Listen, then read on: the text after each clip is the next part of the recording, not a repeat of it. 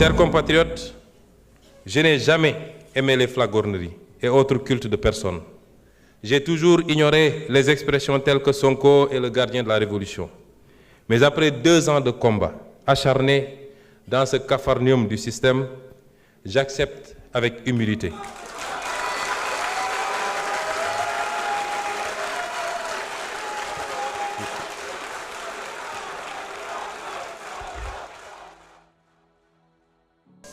Souvent, une certaine opposition essaie de se greffer à toutes les causes pour en faire des causes politiciennes. Aujourd'hui, tantôt c'est les étudiants ou c'est le monde rural.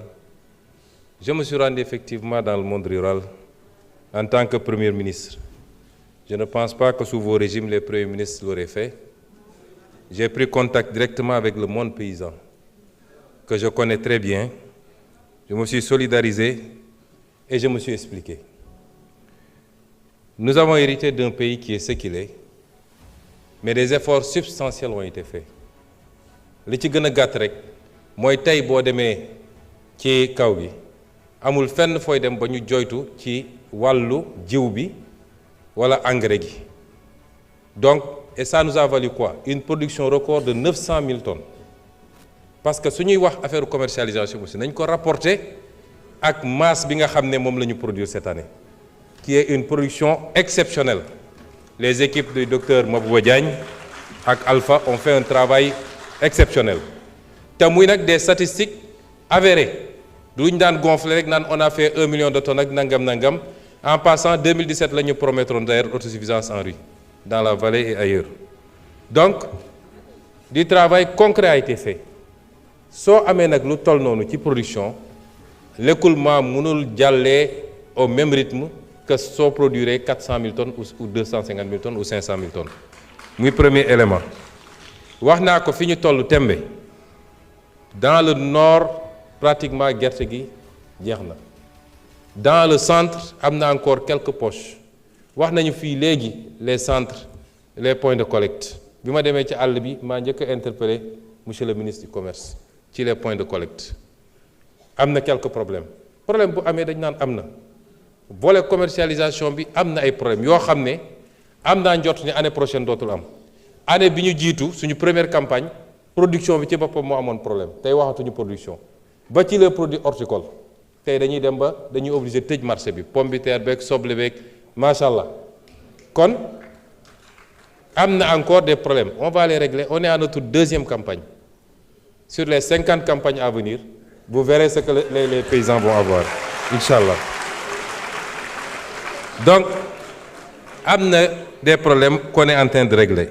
Dans le sud, dans le Médina Yoro Foulah, qui est devenu un très grand bastion, presque les gens ne se rendent pas compte que le bassin arachidier est en train de se déplacer. Il est vers la fin du centre, il est vers le sud, mais région de Kolda, Médina Yoro Foulah, etc. Motax mané la les 2 prochains mois, la Sonacos prioritairement. On est confronté à un problème de financement. Def nañu effort avec la BOAD, on a mobilisé 50 milliards supplémentaires. Jox 28 milliards les opérateurs pour fay len ñu mun len dem, jël les 23 milliards ou les 22 milliards restants jox ko Sonacos. Ñu ngi continuer ci rythme bobu pour appuyer. 450 000 tonnes yi fan la jóge. Comme commercialisation, les gens avaient pollué en disant qu'on a interdit l'exportation. On n'a jamais interdit l'exportation. On a mis une taxe à l'export de 40 francs sur le kilo. Ça aussi, on le fait pour protéger un peu. Et le producteur, nous savons que waaye ñeneen ñoy bénéficier ci affaire bi et pour protéger également nos industriels pour ñu mëna am guerre. Les gens sont allés dire que dañu télé exportation. Daaw lañu bloqué won exportation bi. Vers la fin, on a libéré. Ren, on n'a jamais interdit l'exportation. Ces mêmes exportateurs sont venus me voir. Ils nous disent, vous ouvrez les exportations, on achète 300 000 tonnes. Avec la taxe. Mais à condition que nous ayons des points de collecte pour qu'on soit sûr que vous avez acheté au prix que nous arrêté. Nous sommes d'accord. On a enlevé la taxe de 40 francs. loolu lañ ma demandé woon j'enlève la taxe de 40 francs ils ont pris l'engagement d'acheter 300 000 tonnes au jour d'aujourd'hui ils ont acheté 5 000 tonnes 5 000 tonnes lañ jëndagum. Qu'à cela ne tienne, j'ai dit à la Sonacos, est-ce que am nga capacité stocker 450 000 tonnes mu ne ma effectivement ma ne ko été stock de tourteaux et cetera du poser problème ñu non am nañu capacité bi. J'ai appelé le ministre des Finances, j'ai dit trouver l'argent Sonacos jënd pour que gerte gi jóge ci loxo baykat yi. Sonacos moom mun na stocker mu xaar même su dee 100 000 tonnes rek la mun a triturer na triturer loolu. Quand les gens viendront pour acheter, notamment les opérateurs étrangers d'une nationalité que vous connaissez, bu ñëwee Sonacos mun na leen jaay parce qu'il faut qu'on replace la Sonacos au cœur de la politique arachidière au Sénégal. C'est pourquoi on est en train de renouveler les outils de production. dundalaat Sonacos yi ci Sénégal yépp mu créer emploi ñu fexe ba am diwlin bi fii parce que l'une des meilleures huiles de cuisson longue ñëpp xam nañ c'est l'huile d'arachide. Régler les questions de communication et de marketing sur l'international où les gens sont allés dire que l'aflatoxine baaxul alors que ñun suñuy chercheurs neutralisé nañ l'aflatoxine. C'est ça la politique que nous voulons. Nous avons une vision xam nañ fi ñu bëgg a jëm yàlla xam na ni bu ngeen ñu fi bàyyoon 74% de taux d'endettement heure bi décollé nañ bu yàgg vision mooy jiitu action ñun xam nañ fi ñu bëgg a jëm donc malgré tout on est en train de renouveler les lignes wax naa la ni fii Ziguinchor dinañu renouveler ligne bi toutes les machines ont été commandées et ça va passer de 200 000 tonnes jour à 500 000 tonnes jour à triturer. Kaolack dinañ ko renouveler ça va passer de 400 000 tonnes de 400 tonnes du moins à 1000 tonnes Ziguinchor ça passe de 200 tonnes à 500 tonnes la ñuy jëlee foofu ci machine parce que Diourbel actuellement décortiquage rek lay def on retape Diourbel mu démarrer moom it avec une production attendue de 250 tonnes jour et on va continuer cette logique nee naa la en moins d'1 an Louga Ziguinchor Kaolack yow yëpp arrêté woon na bu yàgg 2 ans ngeen tëj ko en moins d'1 an démarré nañ tey mi ngi trituré nga jël dinañu tabax aussi on va construire un centre à Médina Yoro Foulah boo xam ne comme c'est devenu un grand bastion foofu nañ fa mën a triturer defar gerte gi également kon ñun xam nañ fi ñu jëm mais nous avons décidé d'impulser la nouvelle politique agricole j'ai réuni les équipes liggéey na ak ñoom ministre de l'agriculture ministre du commerce ministre des finances ministre de l'économie sur les questions de financement la subvention les subventions le foncier parce que si on ne fait pas de réforme foncière ça va être très difficile d'avoir une agriculture qui mënuma ko développer parce que li ma dese bëriwul la Sonacos en tant que pilier industriel mais les privés également les COPEOL ak yooyu y en a à boire et à manger ak les phosphates engrais et c'est pourquoi bokk na ci suñuy xeex yu rëy ma wax ko fii et je veux que les Sénégalais le comprennent on va reprendre en main notre phosphate et notre industrie phosphatière parce que conditions yi ñu ko joxe woon ñëpp xam nañ ni baaxul le Sénégal a été grugé et sur de 1998 à maintenant on a perdu plus de 700 et quelques milliards ci privatisation boo xam ne jaarul yoon on va reprendre cette industrie on va travailler à faire de l'engrais ici au lieu d'exporter tout l'acide phosphorique de l'engrais sur mesure liggéey ko pour notre production nationale mais aller à la conquête du marché sous-régional c'est ce qu'on va faire aujourd'hui avec le phosphate c'est différent de ce qui a été fait jusqu'à présent 2 ou 3 régimes 2 régimes particulièrement romb nañu jël phosphate bi jox ko ci conditions yi kenn xamul gars yi di jël acide phosphorique bi di yóbbu suñuy béykat amuñu engrais nous consommons 15 tonnes d'engrais à l'hectare là où la moyenne mondiale est à 140 tonnes à l'hectare comment voulez-vous qu'on ait les rendements qu'il faut te engrais baa ngi fii ñun am nañu engrais tey yàlla may ñu gaz bi ma demee visiter OCP ils m'ont dit yéen da ngeen am lu ñu amul ñun phosphate rek la ñu am yéen am ngeen phosphate am gaz ba ci batterie électrique yi nga xam ne ñetti composantes ñoo koy def yéen am ngeen ñaari am ngeen phosphate am ngeen gaz on a une vision xam nañ fi ñu bëgg a jëm et ça patriotisme souveraineté moo koy lal nee naa la bu ngeen ñu fi bàyyi waloon 80% sax baax na commercialisation marketing bi les infrastructures et le partenariat donc foofu xam nañ fi ñu bëgg a jëm. laaj nañu fii léegi madame Aïssata Tall Sall honorable député am na ay laaj yu mu laaj dinaa ci tontu ñaar wala ñett mais madame l'honorable député defe naa fu ngeen musoon jaar ba ci parlement européen ne ay terroristes lañu ñun war ngeen fa jaaraat ne terroristes yi de ñoom laa jàkkaarlool Sénégal assemblée dóoruñu ma taaluñu ma tëjuñu ma kaso ndax bi ngeen koy wax yéen xam nga ni man duma terroriste te xam naa ko yéen a defoon une politique de répression que vous-même vous aviez exécutée sans état d'âme qui a valu énormément de dégâts à des jeunes citoyens sénégalais dont certains sont sortis avec des traumas. Aujourd'hui, si vous vous érigez en chantre de défense de je ne sais quelle cause, je crois que démb soriwul. Monde rural bi ngay défendre wax naa la une déclinaison, une vision. Am na lu ñu ciy liggéey. Nous sommes très proches de ce monde rural.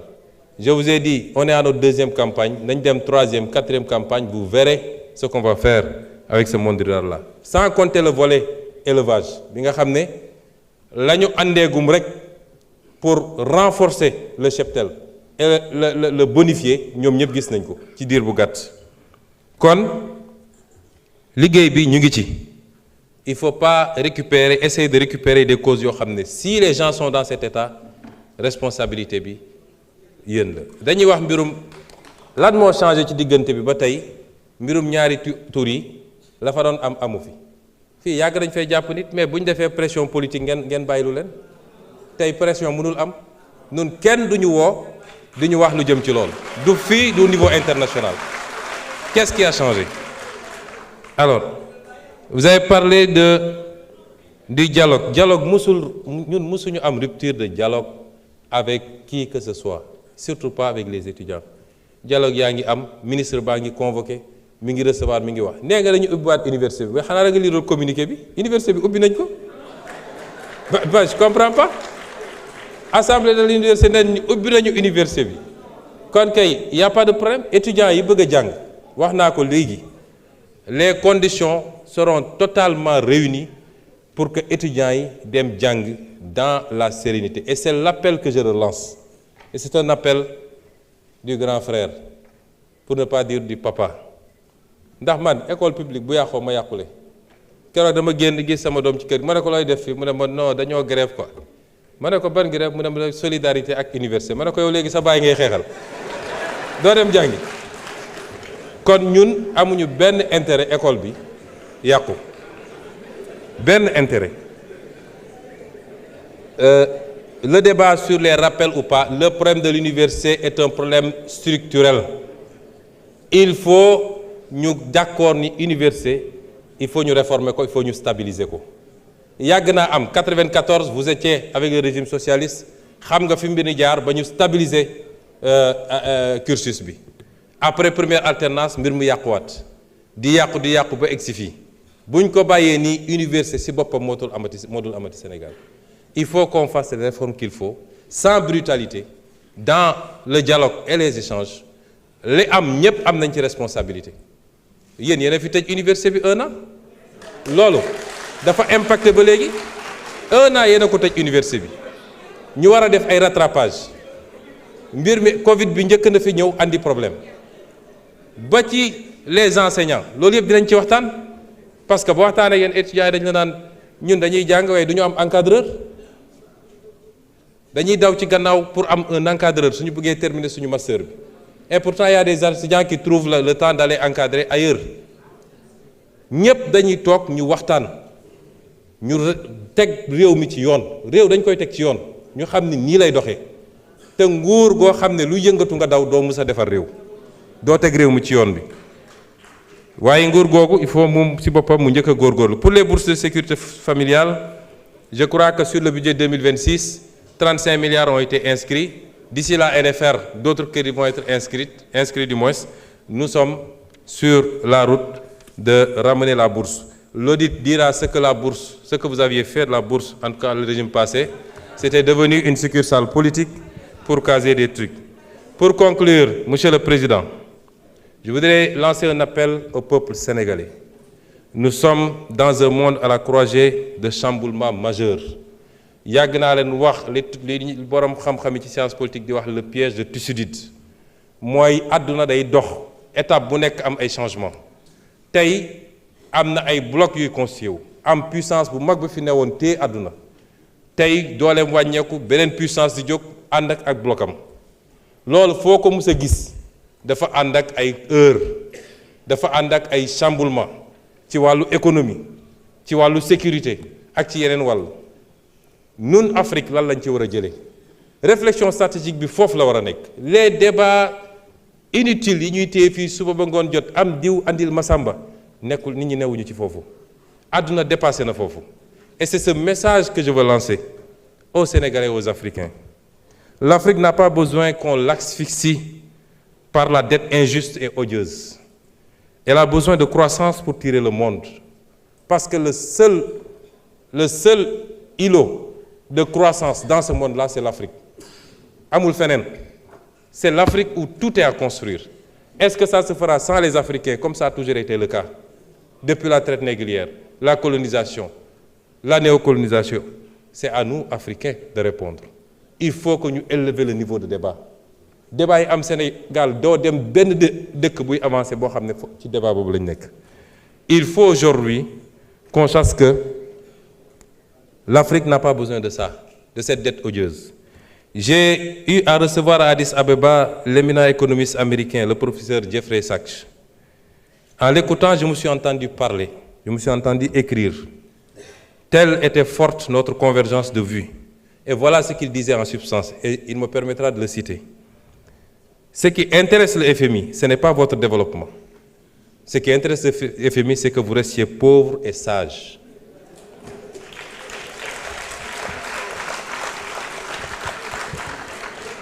Le Sénégal et l'Afrique en général n'ont pas besoin d'annulation de la dette. Ils n'ont pas besoin de restructuration. Ils ont besoin de marge de manœuvre. Les créanciers doivent vous accorder un répit de 20 à 30 ans pendant lesquels vous ne vous préoccuperez pas du service de la dette. Vous n'avez pas besoin d'austérité, mais de croissance. Je crois que les 30 prochaines années seront pour l'Afrique une période de croissance économique extrêmement dynamique. La Chine a décollé en 1980, l'Inde en 2000, et c'est au tour de l'Afrique de prendre son envol. Il vous faut viser une croissance annuelle endogène d'au moins 10%, avec un effort particulier dans les domaines de l'infrastructure et de l'éducation. Un groupe de leaders africains partageant la même volonté politique peuvent lancer le mouvement vers la croissance, et les autres suivront. Vous ne pouvez pas attendre que 55 pays soient alignés pour enclencher le processus. Et je suis parfaitement d'accord avec lui. Et je pense que mon pays, le Sénégal, a aujourd'hui le leadership qu'il faut pour faire partie de ce groupe de pays africains. Je voulais dire aux Sénégalais que notre bataille a été d'abord une bataille pour la bonne gouvernance. Elle reste une bataille pour la bonne gouvernance. Mbuxum ak randal ak jël alalu réew mi jeex na ci réew mi su ma ko waxee nag tekkiwul ni amul man fa ma toog sa building administratif mënuma xam kenn ku ne li muy def ci bureau waaye buñ ci yéeg ñun kooku am na problème loolu jeex na ci réew mi.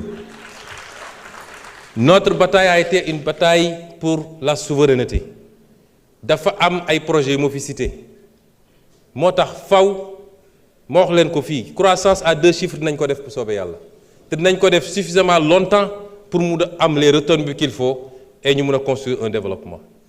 Nous allons reprendre notre gaz rawatina nag Yaakaar Teranga parce que ñoo ko moom te am nañu les bases pour reprendre ko on va le reprendre te buñ ko defee la may andi ci Sénégal kenn xamul nu mu toll. Je vous ai parlé du phosphate également et beaucoup d'autres secteur. Ci fan yi di ñëw dinaa def un point de presse spécialement pour rendre compte aux Sénégalais de ce qu'on a fait ces 2 dernières années sur les renégociations des contrats. Mais loolu pour mu am il faut que ñun ñu xoolaat suñu bopp ñun tam nañu xam ni on doit être des modèles. Sénégalais yi ñun la ñu fal il faut qu'on soit des modèles. ci alal réew mi ni ñu koy gérer ci les pratiques du passé yoo xam ne tax na Sénégalais yi suuroon politique kenn ci ñun faluñu sa famille faluñu sa soxna faluñu say rakk ak say mbokk l'affairisme d'État nañ ko moytu soyons exemplaires dans la gestion des affaires publiques nañu jublu ci liggéey te bàyyi. Vous pouvez conclure en 5 minutes. Il va conclure.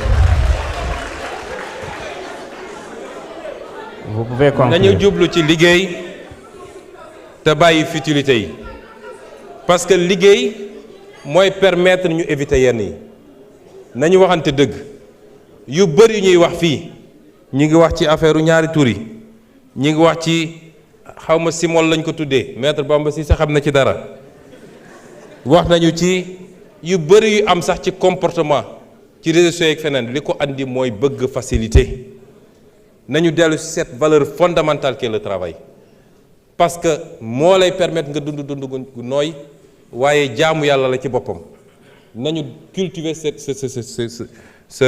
valeur fondamentale structurée autour du travail. Les résistances mënul ñàkk nous faisons face à cette hydre à multiples têtes je parle toujours du système mi ngi fii foo làmb ci administration foo làmb ci magistrature foo làmb feneen ak feneen di nga fa fekk lenn ci ñooñu waxuma ñëpp nag yoo xam ne tey ñi ngi galgal ñi ngi résister. Je rends hommage ici à Madame Yacine Fall ci lii nga xam ne mu ngi koy def ci xeex chaque jour pour changer qualitativement la justice de ce pays malgré les résistances yi nga xam ne mu ngi koy jànkoontool. Ces résistances ne nous posent pas problème et je voudrais dire que nous ne démissionnerons jamais de ce travail. Je ne parle pas de démission du poste de Premier ministre. Ça n'est pas d'importance. Je veux dire qu'on ne démissionnera jamais de ce combat pour le changement structurel dans ce pays. Ak fu ñu mun ci nekk nag. Les résistances au sabotage, nous allons continuer à nous battre. Li fi xew yépp man bettuma ndax wax naa ko fii Assemblée nationale juróomi at ci gannaaw. L'histoire de l'humanité rappelle que les révolutions qui marchent vers les destins promis, se heurtent à leur lot d'obstacles, les reniements, les intrigues et complots de pouvoir, les infiltrations, les accoutumances aux tentations, les résistances de l'ordre ancien. Et ce que nous vivons tous les jours. Mais je veux vous réitérer un engagement. Cet engagement, c'est que cette fois-ci sera la bonne. Cette fois-ci sera le bon départ pour le Sénégal. Avec votre concours à tous, le réveil et l'alignement aux exigences nouvelles de toutes les forces combattantes qui nous ont fait triompher. Chers compatriotes, je n'ai jamais aimé les flagorneries et autres cultes de personnes. J'ai toujours ignoré les expressions telles que Sonko est le gardien de la révolution. Mais après 2 ans de combat acharné dans ce capharnaüm du système, j'accepte avec humilité.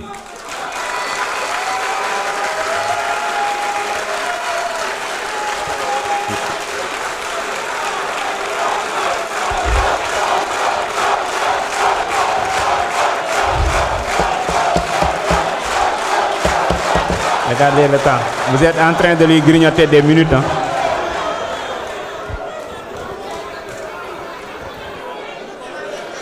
Après 2 ans de combat acharné dans ce capharnaüm systémique, j'accepte avec humilité. Oui, je suis le gardien de cette révolution.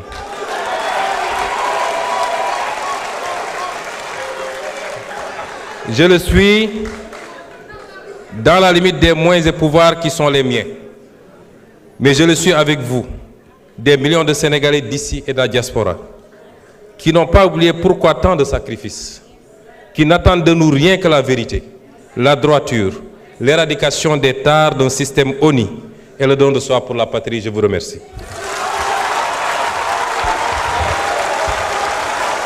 Merci beaucoup.